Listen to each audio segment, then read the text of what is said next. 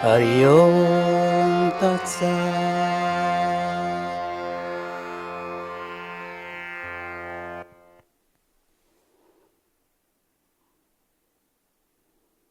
It's all twinkle, beautiful Ashoka.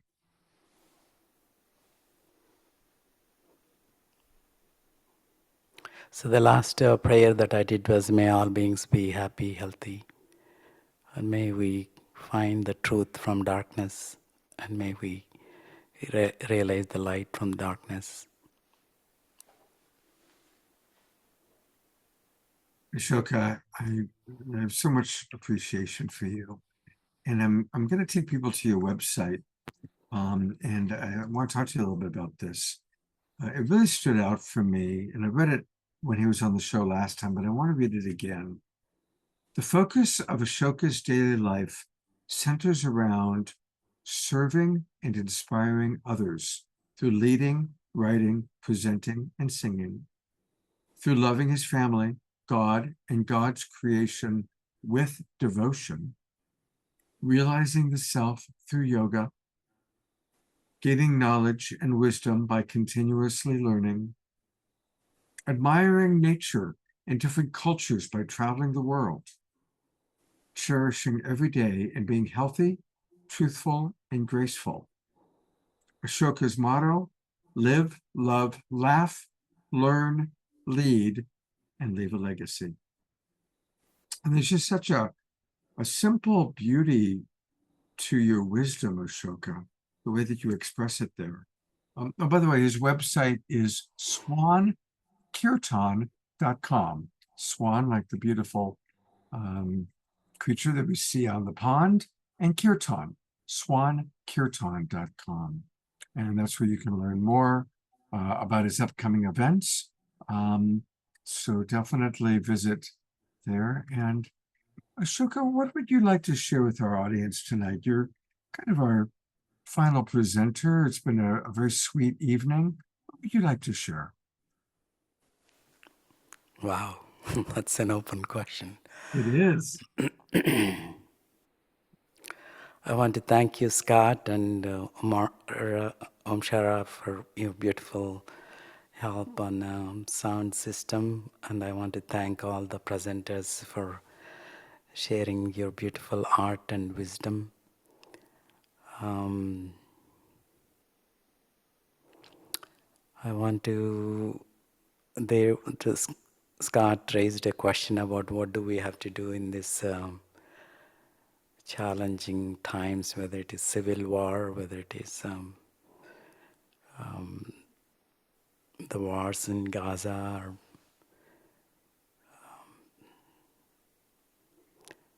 like what Shelley and Nikita suggested, and others also have suggested, through the work that you're doing, Scott, bringing all the people together and inspiring each other and sharing the wisdom and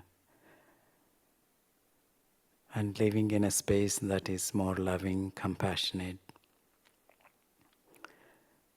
That is what helps us to be optimistic and hopeful about the future, especially in our country, with all this, what's going on. I'm more optimistic and hopeful for the future than I was last year. Good. That's good. I want to read some of the comments that have come in. Pam writes, Ashoka, your music was such a beautiful way to wrap up this evening. Grace writes, deepening and uplifting. Nikita writes, thank you so much, Ashoka. Such a gift to my heart and spirit tonight. Thank you for your love and divine devotion. Susan Blomquist writes, gratitude. Carol writes, deep gratitude. Ayada writes, Ashoka, that was exquisite. Thank you so much. Denise writes, beautiful, Ashoka. Thank you. Dr. Laura writes, Om. Thank you, Ashoka. And then I'm going to bring everybody back up one last time. Here's Vinit and Rajyo. Here's Shelley. Here's Billy. Here's Nikita. Where's Omashar hiding? There's Omashar. And I said I got to bring Billy up. I thought I had already. There's Billy. So here are our wonderful guests tonight, and so grateful for all of your contributions as we sat around the Global Peace Tribe fire and shared this evening. Thank you again, Rajyo and Vinit, and just really do hope that some of our Global Peace Tribers will be able to make it to this really fun day that it's going to be. And it's a good time to be in Asheville because the following weekend is the Leaf Festival. And the Leaf Festival is Oh, it's 2 weeks later. 2 weeks later. 2 weeks later. That's right. Come for 2 weeks. Comes in 2 weeks. All You right, can there you never go. get enough of Asheville. But while we're talking about that, there is space. You have a retreat center, and so people can book rooms at your retreat center, correct? Yep. First come, first served. Yep. All right. So it's going to be important. So Yeah. thank you, everybody, so much. Now, don't go away because I've got some important Global Peace Tribe announcements, but I wanted to just bring everybody up one last time. Thank you. It's been a gift. Thank you. Yeah, So absolutely. much love. Thank you. All right, I do have some announcements, and then we're going to close with an Omashar song. This Wednesday night's show is going to be very, very special. We are going to be collaborating with our good friend, Reverend Jeffrey, who was here up until recently, tonight. There he is. All right, Jeffrey, I'm going to bring you on board. You are still here. Good. So Jeffrey, as most of our regulars know, has been very involved with the International Space Federation for quite a while, and he has arranged for many of his colleagues to come on and be with us. And so our next Awakening World show, Wednesday night, is going to be a really special one. And Jeffrey, anything you want to share about your friends and your colleagues who are going to be joining us on Wednesday night? Well, it's going to be amazing. These are amazing people, and they have deeply embedded the understanding of the unification of the reality of Source, and each of them individually expressing it in such unique ways. So you get to see really what it's like to be part of the members that are deeply involved with the International Space Federation, and what it means to each of us, and what kind of work different people are doing to unite and practice not only the understanding of Source at the most deepest level and the actual nature of that Source with their spiritual path and what they're doing to express that. It's going to be exciting. These folks are amazing, and I'm excited to have everybody here. You're gonna love this group, and we're gonna have a lot of fun. And of course, a lot of it is our devotion to the amazing scientist Nassim Harimi, who, of course, is back in the United States right now. When we're doing this, he'll be in Burning Man with some of his team. That's why he wasn't able to join us. But that, of course, he'll be in LA on the 14th of September, sharing that immense wisdom that he has captured in the nature of reality, which we really need to understand deeply for our own personal evolution and the evolution of our planet and humanity. Fantastic. Well, thank you. I'm really excited about it. So that's going to be this Wednesday night show. And speaking of Global Peace Tribe shows, who was here for the Thursday night fundraiser event that we did for Piper Dellums? I see people waving their hands. I got to say, honestly, I've done over 600 Global Peace Tribe shows, and Thursday nights was absolutely one of my top 10, one of my favorite. It was an amazing show, and I'll be sending out the replay to have all of our Zoom roomers. I'm going to put the replay into the chat box in a moment, but I also really want to encourage people to donate, because it is all about donating for Piper Dellums. And what's really wonderful is we have an anonymous donor who's matching us dollar for dollar. We started at about $4,000, so we've raised over $5,000 since Thursday morning. And this anonymous donor is going to match it. So we will hit the $15,000 goal, but we still would love for some of you to donate. And I just want to acknowledge so many of our global peace drivers. I mean, you got to recognize so many of the names there. So many people that are in the Zoom room right now, like George and Morgine. So thank you so much, everybody. Roger's with us right now. So it's just really grateful to all of you for your incredible generosity to support Piper. And it's a time that she really does need this support. Thank you, Omashar. And thank you, everybody who has donated. So I'm going to put that information in the chat box, both the link where you can watch the recording of the show. And the show was amazing. Music with Kristen Hoffman, Gary Malkin, Omashar, dance with Keishi Chai, and Summer, poetry. It was, and Piper crying through it all. It was really, really, really, really special. So definitely please do watch the recording and please donate. I have a little bit more, just time for a prayer. Many of you know our good friend Sean J, the magician. Sean is one of our favorite magicians. We haven't had him on the show for a while because this summer he was traveling all over the country, performing at fairs and festivals, and he kind of overdid it and ended up in the hospital.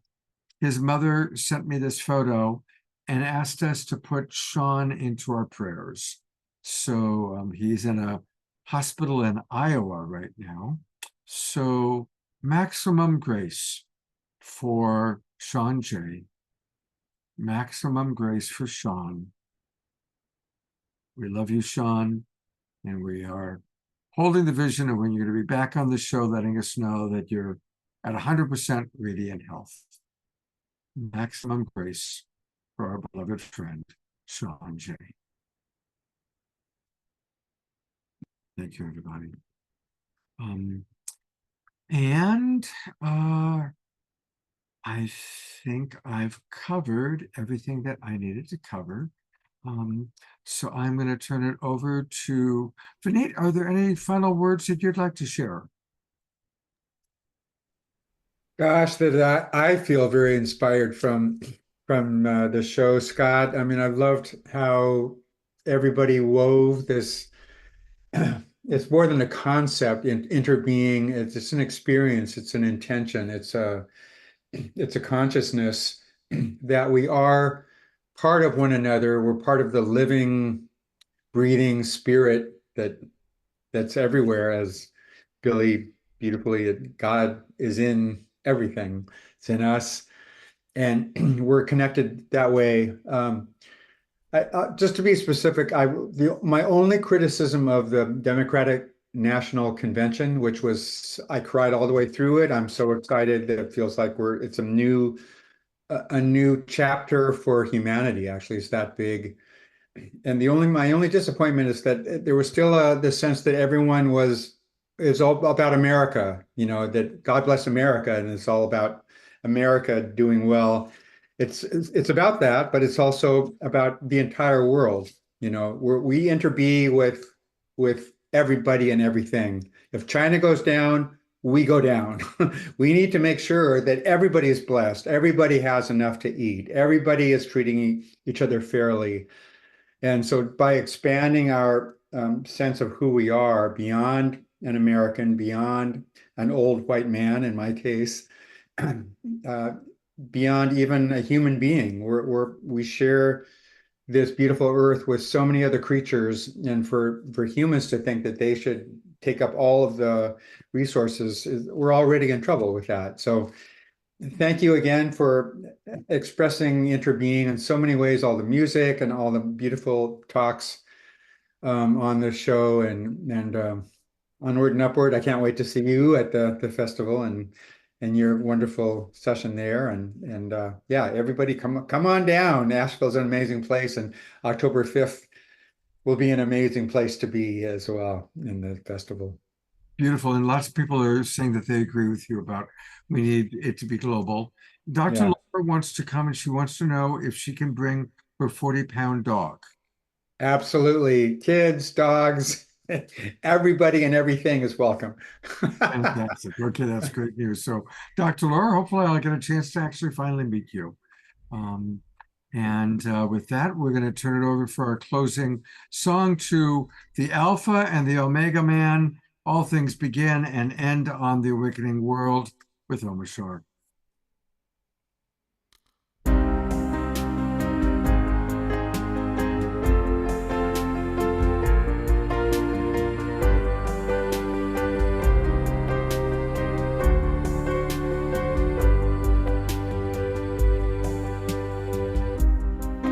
The quieter you become,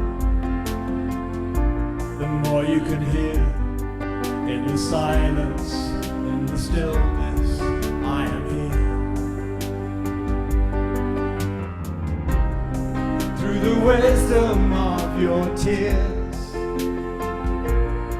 through your heartbreaks, through your breakthroughs, through the shedding of your fear. Know that I am with you and guiding your way. Know that I am cheering you on. Truth lives within you and love leads us through. I love you.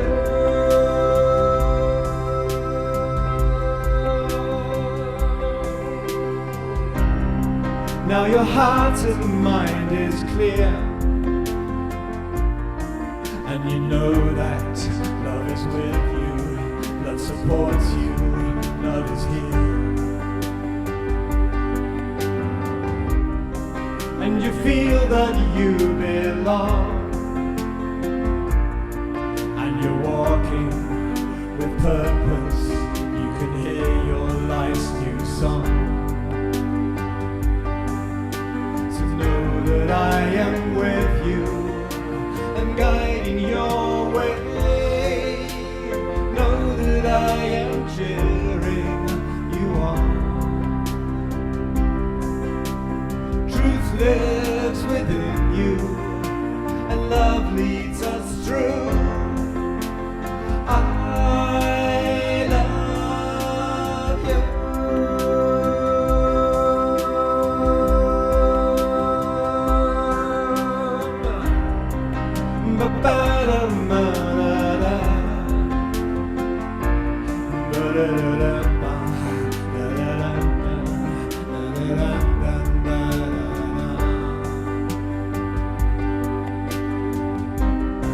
Through the wisdom of your tears, through your heartbreaks, through your breakthroughs, through the shedding of your fears. And know that I am with you and guiding your way.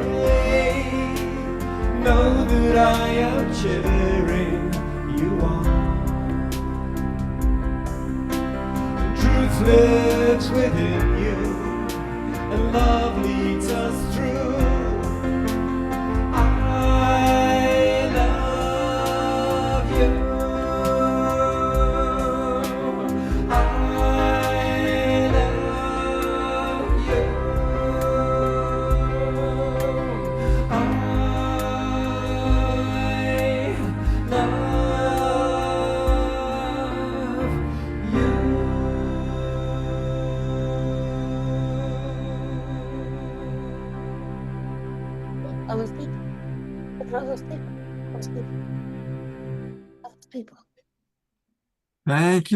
Thank you, Omashar. Thank you, Vinit. Thank you, Nikita.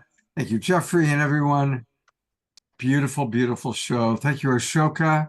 And I look forward to hopefully seeing all of you on Wednesday nights for our International Space Federation show. All right. Have a wonderful, wonderful weekend, everybody.